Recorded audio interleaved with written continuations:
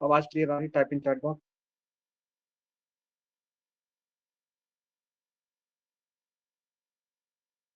Hello.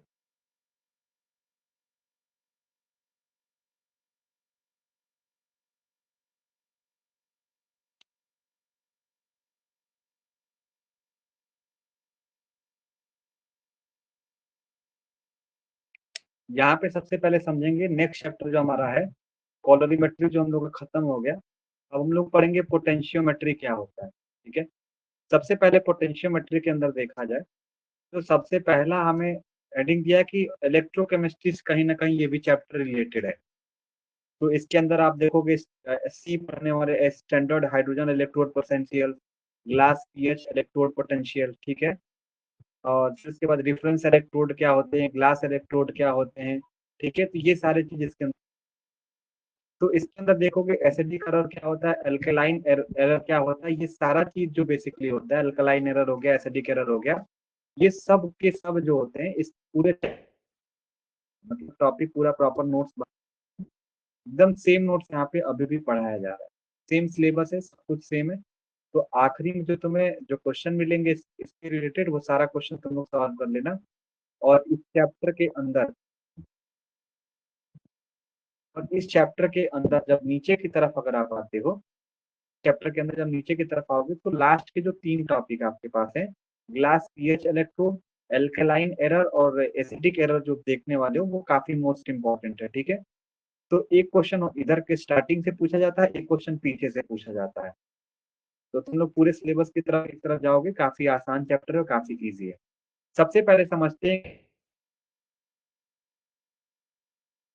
Study of chemical reaction take place at interface of an electronic conductor electrode as well as ionic conductor। देखो, electrochemical reaction या electrochemistry क्या होती है, इसके अंदर हम लोग क्या करते हैं अगर ध्यान से समझा जाए तो इलेक्ट्रोकेमिस्ट्री में यही होता है कि भैया हम लोग केमिकल रिएक्शन को स्टडी करते हैं। मान लेते हैं कि हमारे पास यहाँ पे एक इलेक्ट्रोड लगा हुआ है, दूसरे में एक इलेक्ट्रोड लगा हुआ है और साल्ट ब्रिज से जुड़ा हुआ है। तो कहोगे कि अब जाहिर सी बात है यहाँ पे इसके अंदर कुछ सॉल्यूशन होंगे। ठीक है। यहाँ पे क्या होगा, कुछ सॉल्यूशन होंगे, यानी कि जिसको हम लोग इलेक्ट्रोलाइट कहा जाता है।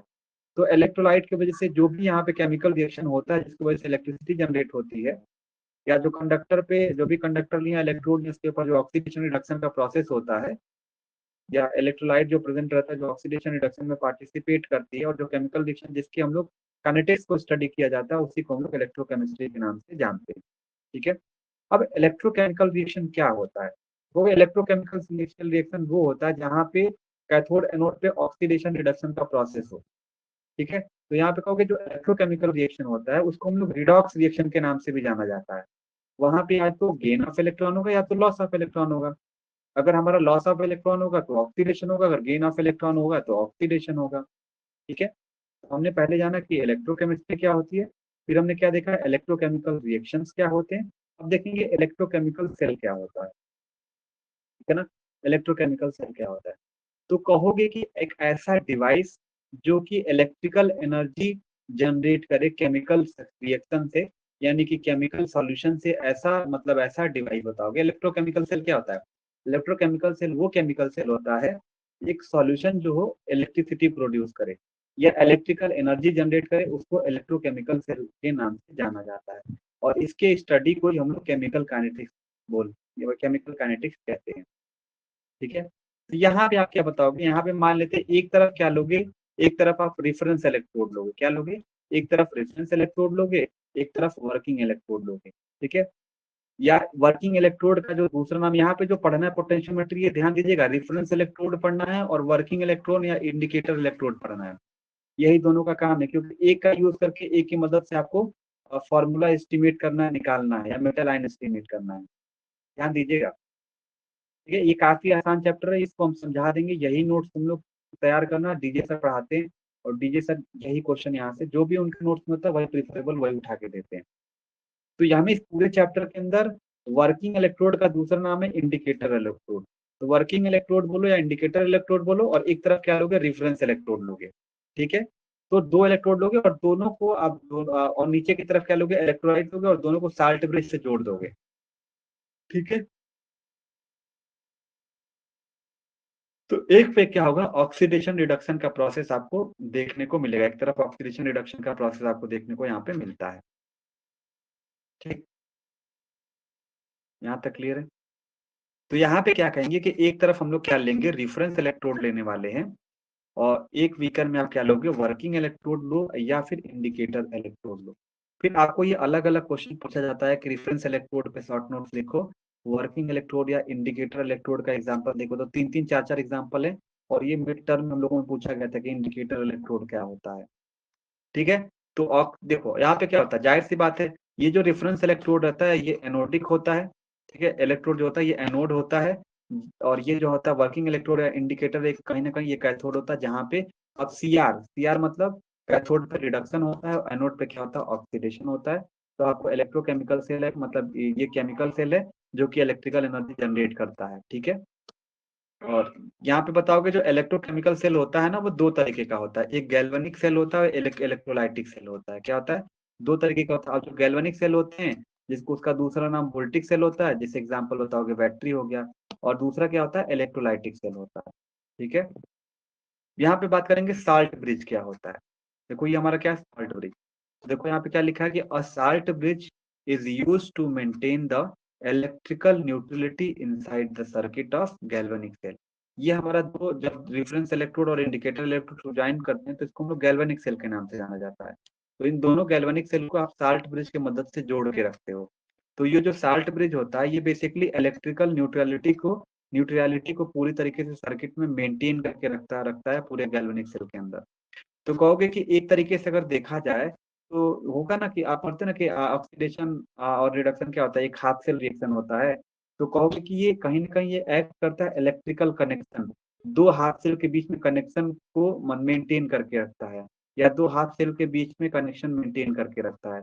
जैसे ऑक्सीडेशन ऑफ हो गया, रिडक्शन ऑफ हो गया, तो यहाँ पे भाई आधा आधा हो रहा है ना, दोनों मिलकर तो रिडक्शन हो रहे हैं। तो आप कहोगे जो साल्ट ब्रिज होता है इलेक्ट्रिसिटी या इलेक्ट्रिकल न्यूट्रलिटी को मेंटेन करके रखा रहता है सर्किट के अंदर, और दूसरा ये इलेक्ट्रिकल कनेक्शन का काम करता है, जो दो हाफ सेल को आपस में ये जोड़ के रखता है। ठीक है। तीसरा बताओगी, if it prevent the diffusion of solution from one cell to other cell. ठीक है। अब यहाँ पे बात करेंगे क्या, सपोर्टिंग इलेक्ट्रोलाइट क्या होता है, जो अंदर की तरफ हम लोग लेते हैं इलेक्ट्रोलाइट क्या होता है। तो वहां पे आपका पूछा जाता है कि इलेक्ट्रोलाइट के क्या क्या कंडीशन होते हैं। तो यहाँ पढ़ेंगे सपोर्टिंग ऑफ इलेक्ट्रोलाइट, फिर वर्किंग इलेक्ट्रोड के बारे में पढ़ेंगे, फिर रेफरेंस इलेक्ट्रोड के बारे में पढ़ेंगे क्या क्या होता है थोड़ा थोड़ा। तो सबसे पहले समझते हैं कि जो बीकर के अंदर हम लोग इलेक्ट्रोलाइट लेते हैं उसके बारे में कि वो क्या होता है। ठीक है। तो बताओगे कि the purpose of supporting electrolyte is to increase the conductivity of solution. इसीलिए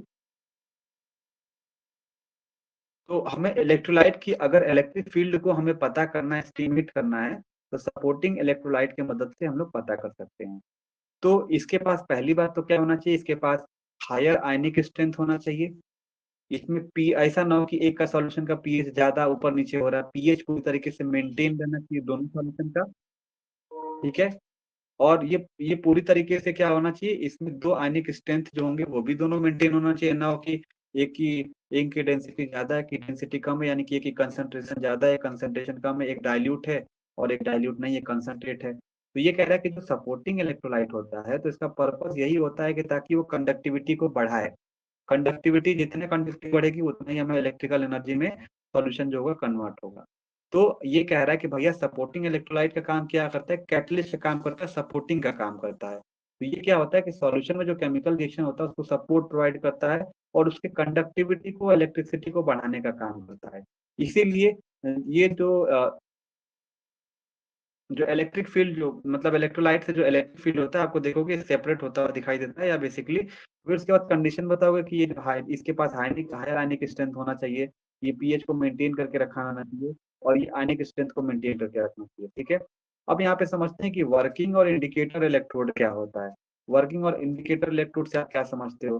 तो वर्किंग और इंडिकेटर इलेक्ट्रोड के बारे में समझा जाए तो जो बताओगे, the electrode in the electrochemical system on which reaction of inert is occurring is known as working और इंडिकेटर इलेक्ट्रोड। तो कह रहा है कि इलेक्ट्रोड जो इलेक्ट्रोकेमिकल सिस्टम में रिएक्शन देखो, सबसे पहले वर्किंग इलेक्ट्रोड, इंडिकेटर इलेक्ट्रोड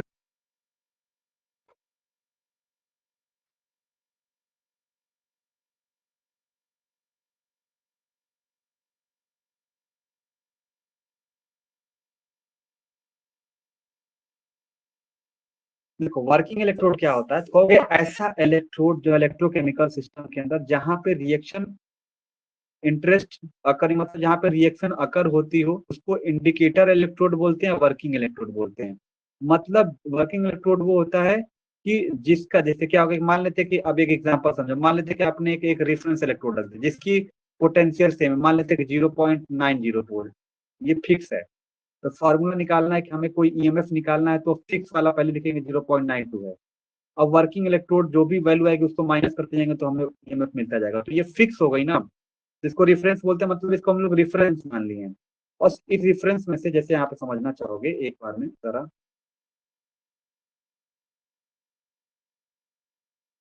इसे मान लेते हैं हमारे पास, मान लेते हैं किसी का ईएमएफ निकालना है। ईएमएफ तो मान लेते हैं हम किसी भी को एक रेफरेंस मान के चलते हैं, तो रेफरेंस इलेक्ट्रोड क्या होता है, रेफरेंस इलेक्ट्रोड जिसकी वैल्यू फिक्स होती है। और वर्किंग इलेक्ट्रोड क्या होता है, जिसकी वैल्यू होती है। तो आप प्रैक्टिकल की होगा एनालिटिकल में, कंडक्टोमेट्रिक में, तो मान लेते हैं एक फिक्स वैल्यू लेंगे 0.92। अब ये वाला वर्किंग इलेक्ट्रोड डालेंगे तो होता है ना कि चेंज देखने के लिए मिलता है। वर्किंग में 2 ml मिलाए तो वर्किंग इलेक्ट्रोड की जो वैल्यू आएगी वो 0.34 आ गई। फिर उसके अंदर सॉल्यूशन के अंदर पानी मिला दिए तो 0.54, मतलब इसका कुछ भी, इसमें कुछ भी डालोगे उसकी वैल्यू कांस्टेंट ही रहेगी, मतलब रिफरेंस रहेगा। इस रिफरेंस में से वर्किंग इलेक्ट्रोड की वैल्यू को माइनस करके जो लेके आते हैं, यानी कि वर्किंग इलेक्ट्रोड क्या होते हैं, मतलब कि जो वैरी करता रहता हो, ठीक है, उसको वर्किंग इलेक्ट्रोड के नाम से जाना जाता है। ठीक समझ रहे हो ना, उसी को वर्किंग इलेक्ट्रोड के नाम से जानते हैं। यहाँ पे वही कह रहा है कि जो वर्किंग इलेक्ट्रोड होता है वो वर्किंग इलेक्ट्रोड जो रहता है वो वैरी करता रहता है, वो कभी फिक्स नहीं रहता है। और डिफरेंस इलेक्ट्रोड रहता है जो हमारा क्या रहता है, वो फिक्स रहता है, उसकी वैल्यू फिक्स रहती है। तो कहोगे वर्किंग इलेक्ट्रोड ही हमारा किसी भी चीज का मेजरमेंट करने में मदद करता है, या वर्किंग इलेक्ट्रोड की मदद से ही हम लोग किसी भी चीज को मेजर करते हैं। समझ रहे हो ना।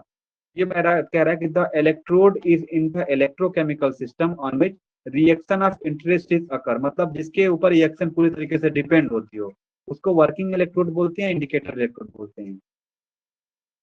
तो इसमें हम लोग क्या करते हैं, ये हमारा क्यों इसको लेते कहोगे कि हमें इसकी मदद से हम लोग पोटेंशियल को मेजर करते हैं और सॉल्यूशन के पीएच को मेजर करते हैं। ये हमारा पोटेंशियल को इंडिकेट करने में मदद करता है किसी भी केमिकल रिएक्शन में। और ये जनरली जो रिएक्शन होता है वो कैथोड पे होता है। अब यहाँ पे समझते हैं क्या रेफरेंस इलेक्ट्रोड क्या होता है। रेफरेंस इलेक्ट्रोड जो कि जिसकी फिक्स वैल्यू हो, ना कुछ भी लाओ कुछ भी डालो तो उसमें चेंज नहीं होगा, फिक्स ही वैल्यू रहेगा, उसको रेफरेंस मान लो, उसको रेफरेंस मान रहे हैं। जैसे हाइड्रोजन इलेक्ट्रोड को हम लोग रेफरेंस मान के चलते हैं, ठीक है ना।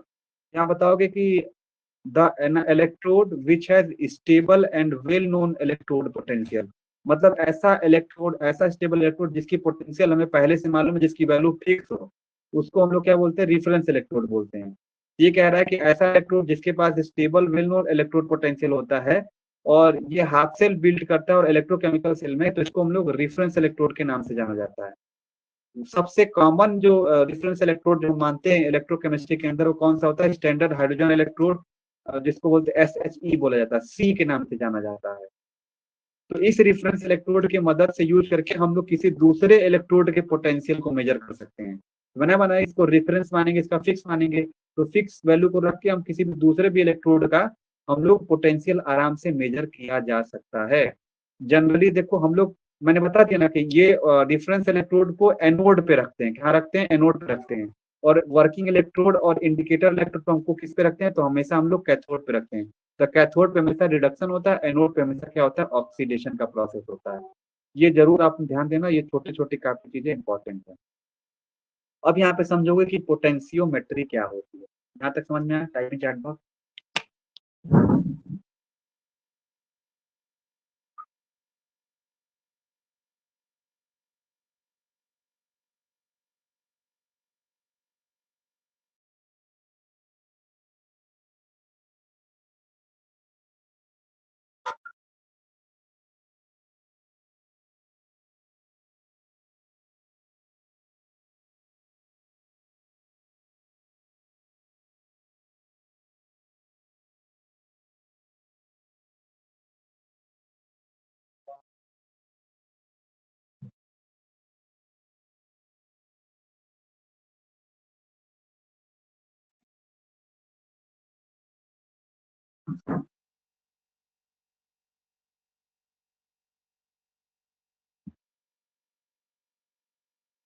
अब यहाँ पे समझते हैं क्या कि पोटेंशियोमेट्री क्या होता है।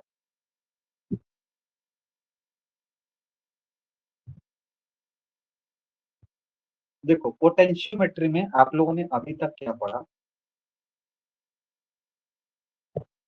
पोटेंशियोमेट्री में पोटेंशियोमेट्री में हम लोगों ने यही पढ़ा कि हमारे पास जो एनोड होता है, इस एनोड पे हमारे पास जो इलेक्ट्रोड होता है, इसको हम लोग क्या बोलते हैं? इसको हम लोग बोलते हैं, देखो दो तरीके से होता है। तो एनोड जो होता है, ये जो एनोड होता है, एनोड पे हम लोग क्या लेते हैं? रेफरेंस इलेक्ट्रोड लेते हैं। क्या लेते हैं? रेफरेंस इलेक्ट्रोड लेते हैं। और दूसरे बीकर में हम लोग क्या लेते हैं? कैथोड भी लेते हैं। और कैथोड पे हमारा क्या होता है? वर्किंग इलेक्ट्रोड लेते हैं। वर्किंग इलेक्ट्रोड लेते हैं या फिर इंडिकेटर इलेक्ट्रोड बोला जाता है, इसका दो नाम। तो इसकी वैल्यू क्या होती है? फिक्स होती है। जो आता है इसकी मदद से, इसमें जब चेंज आता है तो इसकी मदद से हम लोग, ये रेफरेंस इलेक्ट्रोड ऐसा है कि इसकी मदद से हम लोग दूसरा जो वर्किंग और इंडिकेटर जो इंडिकेट करता है रहता है, इंडिकेट क्या करना? वह इंडिकेट करने की वैल्यू कितना चेंज हो रही है, कितना कम हो रही है, कुछ मिलाने के ऊपर, कुछ मिलाते हैं तो इंडिकेटर इलेक्ट्रोड क्या करता है? इंडिकेट करता है, या वैल्यू कुछ भी अगर चेंज देखने को मिलता है सॉल्यूशन के अंदर, तो तुरंत हमें जो वोल्ट मीटर रहेगा या उसके अंदर हमें चेंज या इंडिकेशन देखने को मिलेगा कि वैरी कर रहा है। तो इस रिफरेंस इलेक्ट्रोड को मान करके हम दूसरे इलेक्ट्रोड के कंसंट्रेशन अगर चेंज होता है, कुछ भी चेंज होता है, तो इसकी मदद से इसके ईएमएफ में जो चेंज आएगा हम लोग आराम से इंडिकेट कर सकते हैं, चेंज कर सकते हैं। तो इसी को हम लोग पोटेंशियोमेट्री में पढ़ते हैं कि पोटेंशियोमेट्री में हम लोग एक रिफरेंस इलेक्ट्रोड यूज करके हम लोग दूसरे इलेक्ट्रोड के पोटेंशियल को मेजर किया जा सकता है। यही हमारा पोटेंशियोमेट्री कहलाता है। ठीक है, यही हमारा क्या होता है? पोटेंशियोमेट्री कहलाता है बच्चों। अगर यहाँ पे देखा जाए, सबसे पहले अगर थोड़ा सा इसको रीड करें थोड़ा डिटेल के अंदर, तो आप देखोगे तो यहाँ पे यही लिखा हुआ है कि पोटेंशियोमेट्री एक ऐसा potentiometry technique that is used in analytical chemistry way usually to find the concentration of solute in solution. तो ये कह रहा है कि एक ऐसा एनालिटिकल टेक्निक होता है, ये हमारा एक ऐसा टेक्निक होता है, एक ऐसा टेक्निक होता है भैया, हमारा पोटेंशियोमेट्री एक ऐसा टेक्निक होता है एनालिटिकल केमिस्ट्री में, जो कि हम लोग इसकी मदद से कंसंट्रेशन ऑफ सॉल्यूट को, या बेसिकली सॉल्यूट सॉल्यूशन के कंसंट्रेशन को हम लोग पता करते हैं। और इस टेक्निक्स में जो पोटेंशियल, देखो सिंपल भाषा में आप यही समझोगे कि हमारा एक एनालिटिकल टेक्निक, एनालिटिकल केमिस्ट्री में एक ऐसा टेक्निक है जिसकी मदद से जो सॉल्यूशन के अंदर जो सॉल्यूट होता है, सॉल्यूशन के अंदर जो चीनी मिला दी, किसी या सॉल्यूट जो मिला दी, तो उसके कंसंट्रेशन को इसकी मदद से हम लोग पता कर सकते हैं कि कितने कंसंट्रेशन का ये सॉल्यूशन है। इसमें इस टेक्निक के अंदर क्या होता है, जो पोटेंशियल होता है ना, क्या होता है, जो पोटेंशियल होता है दो इलेक्ट्रोड का, वो मेजर होता है। तो यहाँ पे देखोगे कि यहाँ पे इसमें हम लोग हाई इम्पीडेंस का जो वोल्ट मीटर यूज कर सकते हैं, और इस वोल्ट मीटर से हम लोग करंट को आराम से मेजर किया जा सकता है। इसी को हम लोग पोटेंशियोमेट्री के नाम से जाना जाता है। तो देखो यहाँ पे लिखा है कि it is the measure of the function of concentration of analyte और reactive species under the study. तो यहाँ पे देखो हमारे पास क्या है, एक हमारे पास एनोड है और एक हमारे पास कैथोड है। तो हमने क्या लिया, एनोड पे हमने क्या लिया, एक रेफरेंस इलेक्ट्रोड लिया है, और कैथोड पे हमने क्या लिया, कोई इंडिकेटर इलेक्ट्रोड डाल दिया, और अंदर की तरफ हमारा क्या इलेक्ट्रोलाइट है, स्ट्रॉन्ग इलेक्ट्रोलाइट हम लोगों ने लिया है। तो यहाँ पे क्या होगा कि जब हमारा कोई पोटेंशियल चेंज होगा, तो एनालाइट भी चेंज होगा, एनालाइट की कंसंट्रेशन में अगर बदलाव आता है, सॉल्यूशन में कोई चेंज आता है, तो उसके पोटेंशियल।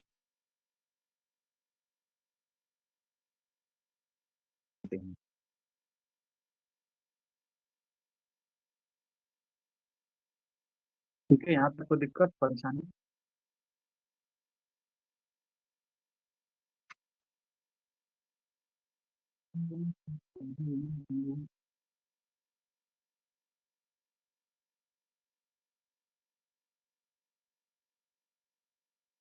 हम लोग दो ग्राफ लेंगे, एक तरफ लेंगे एक्टिविटी ऑफ कटायन लेंगे, या फिर वॉल्यूम ऑफ टाइट्रेंट लेंगे, और दूसरी तरफ लेंगे ईएमएफ और चेंज इन पोटेंशियल लेंगे। तो इस तरीके से आपको ग्राफ बनता हुआ दिखाई देगा, और यहाँ पे आप एंड पॉइंट लेके मेजर कर लोगे। तो यहाँ पे समझोगे कि इन जनरल जो पोटेंशियोमेट्री होता है,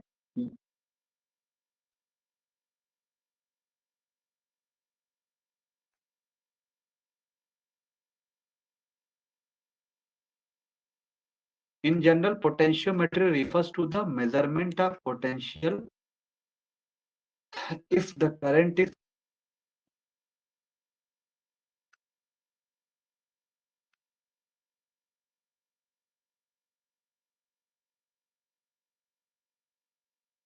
ठीक है।